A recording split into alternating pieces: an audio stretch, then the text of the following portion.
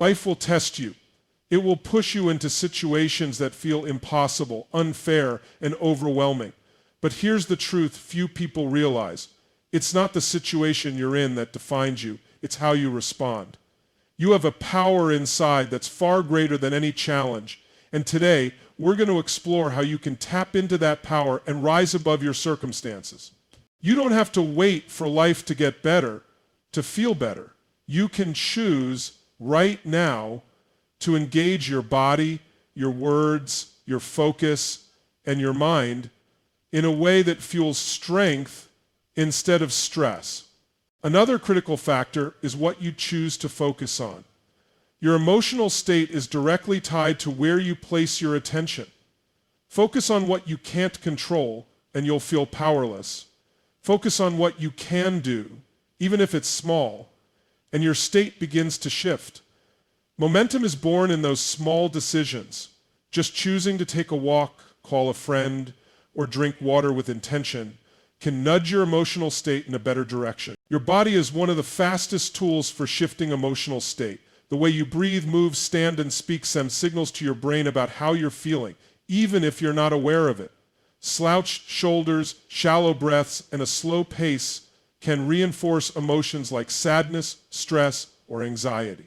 But when you stand up straight, expand your chest, move with purpose, and take deep, controlled breaths, your mind begins to align with a more powerful state. You don't need to fake happiness or force a smile. You simply need to move like the version of you that handles things. Your physiology leads your psychology. This isn't about pretending. It's about patterning yourself into a state that gives you access to your best self. Language also shapes emotional state. The words you use, internally and externally, are more than just descriptions. They're instructions. If you constantly say you're overwhelmed, exhausted, or stuck, your body and mind begin to follow that script. But if you shift your language to figuring things out, challenged, or even in the middle of growth, you open the door to momentum. It's not about denying reality. It's about framing it in a way that keeps you in motion. The questions you ask yourself also matter. If you ask disempowering questions like, why does this always happen to me? Or what's wrong with me? Your brain will search for equally disempowering answers. But if you ask, what can I learn from this? Or how can I turn this around? You begin to regain agency. Your emotional state is the internal engine that powers how you think, act, and interact with the world around you. It influences your energy, your decisions, your relationships, and your ability to perform under pressure. When your emotional state is strong, centered, and intentional, you respond to challenges with clarity, confidence, and resilience. When your emotional state is weak, reactive, or chaotic, even simple tasks can feel overwhelming and opportunities can feel like threats. Most people don't realize how much control they actually have over how they feel. They believe emotions just happen to them, like weather patterns they have to endure. But emotional states aren't accidents. They're created, often unconsciously, by your focus, your physiology, your language, and the meanings you attach to your experiences. The truth is, your focus is one of the few things in life you can control, no matter the situation. Whether you focus on what's working or what's not, on what you have or what you're missing, will determine the quality of your thoughts, your emotions, and ultimately the direction of your life. Your focus is shaped by both habit and intention. Most people live in a state of reaction. They let the outside world dictate where their attention goes, notifications, complaints, fear-driven news, or the opinions of others. But that kind of focus keeps you on the defensive, keeps you in survival mode. When you consciously choose where your attention goes, you reclaim your mental space. You stop feeding fear and start fueling clarity. When you focus on problems, you feel stressed. When you focus on possibility, you feel hopeful. When you focus on the past, you might feel stuck. When you focus on what's next, you start to move forward. Two people can go through the same experience and walk away with completely different emotions and beliefs, just because they focused on different things. One person sees the loss, the pain, and the unfairness. The other sees the lesson, the growth, and the opportunity. The event is the same, but the reality they walk away with is entirely different. Focus also impacts your emotional state in real time. If you're overwhelmed, it's often because you're focusing on too much at once or on what you can't control. The moment you narrow your focus to something specific and actionable, your sense of control starts to return. You can't think your way into confidence while focusing on everything that's going wrong. But you can build confidence by focusing on one thing you can do right now that moves you forward. Even a small win starts to shift your perception. The language you use in your mind affects focus too. If you constantly ask yourself, why does this always happen to me? Your focus will seek out evidence to confirm that belief. Your mind wants to be right, even at the cost of your growth. But if you change the question to what can I take from this, or where is the opportunity here, your focus shifts to what builds you, not what breaks you. Focus is one of the most powerful forces shaping your experience of life. Every moment your brain is taking in an overwhelming amount of information, sounds, sights, sensations, memories, emotions, but you can only consciously process a small part of it. What you choose to focus on becomes your reality, even if it's not the full picture. This means your life isn't shaped entirely by what happens, but by how you interpret what happens. And how you interpret things depends on what you're paying attention to. Focus is like a mental filter. It determines what you see, what you ignore, what you feel, and ultimately what you do. There's a part of you that pain awakens, a depth you can't access any other way. And while no one wants to suffer, those who learn from their suffering become the ones who lead, who inspire, and who rise, not in spite of their pain, but because of what they learned through it. When you treat pain like a punishment, you suffer twice. First, from the experience itself, and second, from the belief that you're being targeted or cursed. But when you see pain as a teacher, you begin to extract meaning from it. You start asking different questions, not why me, but what can I learn from this?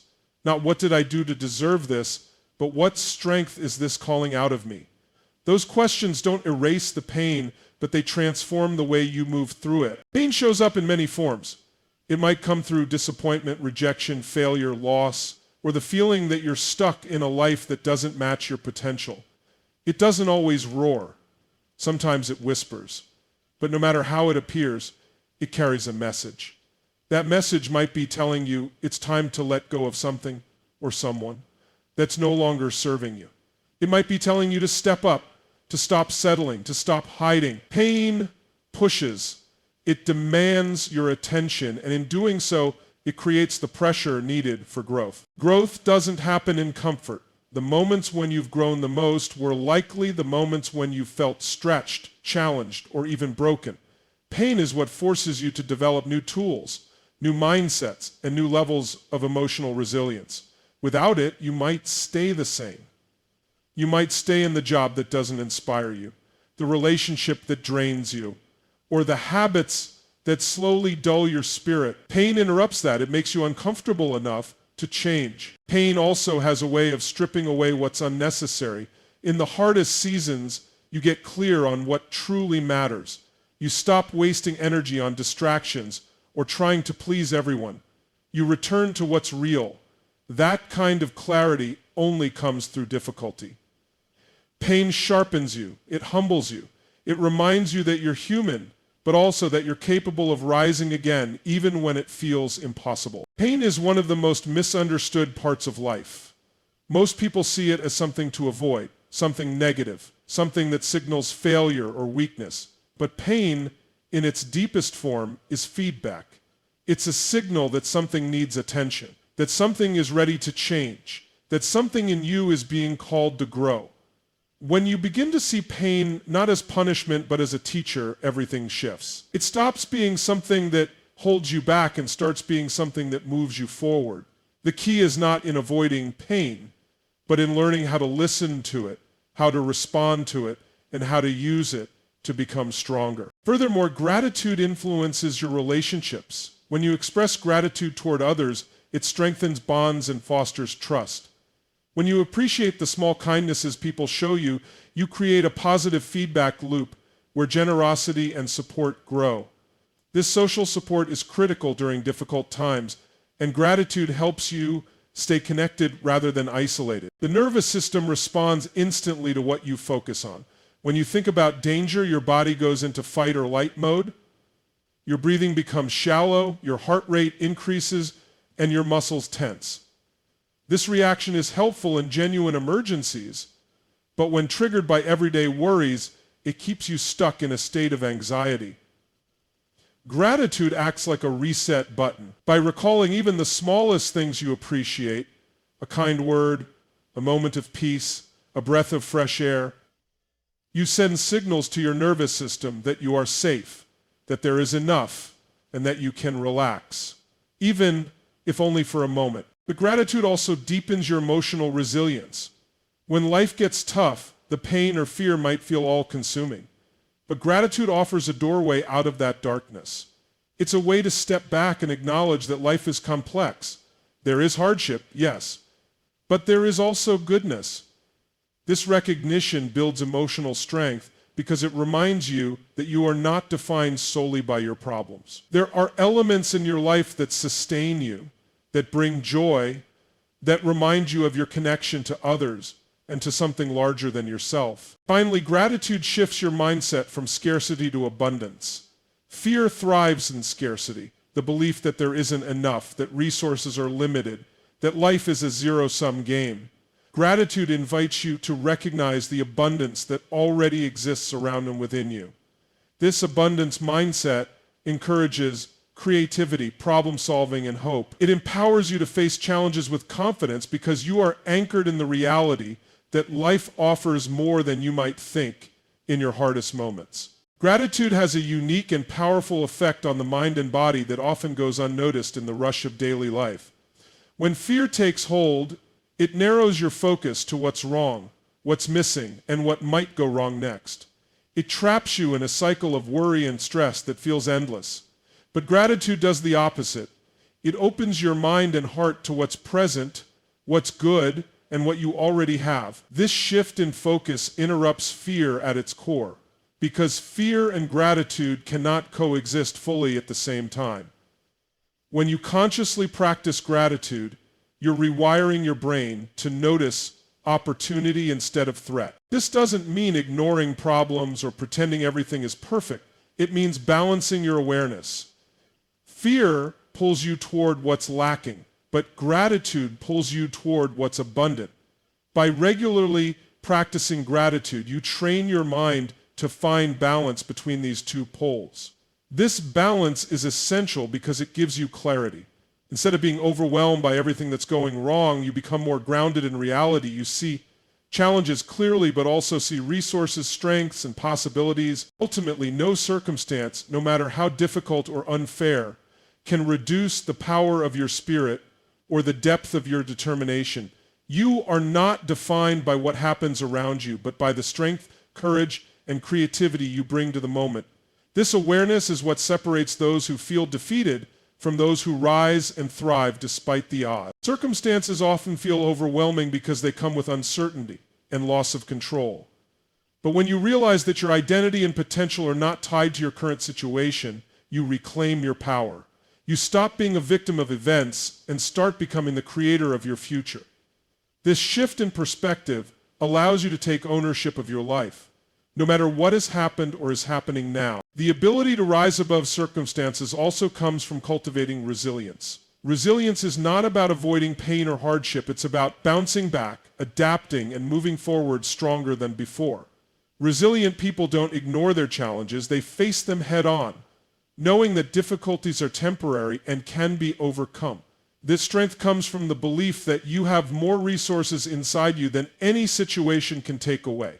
Your past failures, setbacks, or losses do not limit your future success unless you let them. Many people carry the weight of their past like a prison sentence, replaying mistakes or regrets and letting those memories define their possibilities.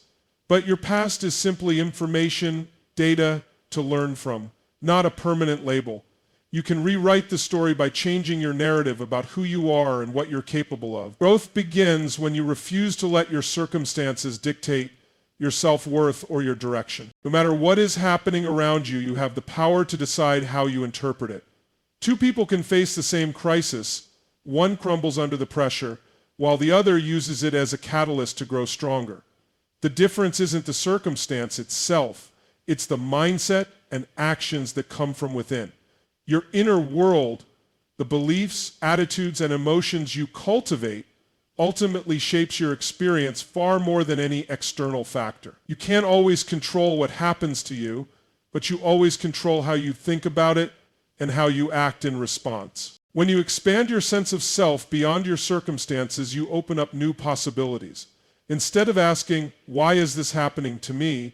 You start asking, what can I do with this?